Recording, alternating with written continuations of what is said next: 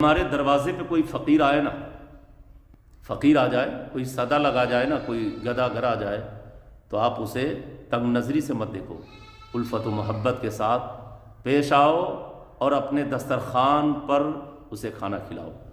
محبوب خدا فرماتے ہیں جس نے کسی بھوکے کو کھلایا نا، حشر میں اللہ اسے جنتی لباس عطا فرمائے گا۔ اس سے بڑی خوشی کی بات کیا ہو سکتی ہے؟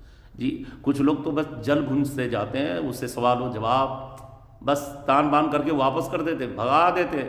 آپ کو پتہ ہے جو اپنی چھتوں پہ اناج سکھانا چھوڑ دیتے ہیں، جو اپنی چھتوں پہ اناج سکھانا چھوڑ دیتے ہیں، پرندے ان کے گھر میں آنا جانا چھوڑ دیتے ہیں، پرندے ان کے گھر میں آنا جانا چھوڑ دیتے ہیں۔ اگر کوئی گدا، اگر کوئی مسافر آ جائے، کوئی مہمان آ جائے نا، تو آپ اسے خوش آمدید کہیے، مبارک ہے آپ کا مقدر جو آپ کے گھر مہمان آتے ہیں۔ جی سبحان اللہ۔